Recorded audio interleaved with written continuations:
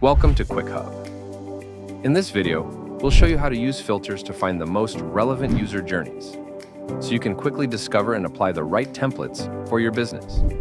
Start by opening QuickHub and going to the dashboard page. Click on See All to view the complete list of available user journeys. At the top of the page, click Filter.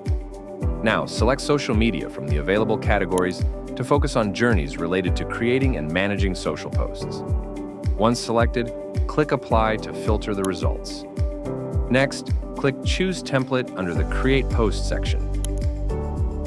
From the available options, select Restaurant Templates, ideal for food-based businesses. Then, choose the template you'd like to use. Click Create Post to open the post editor. Once your post is ready, click Next, then select Post Now to publish immediately.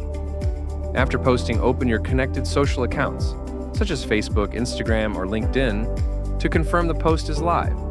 You'll see it published with the selected template, matching your brand beautifully. And that's it.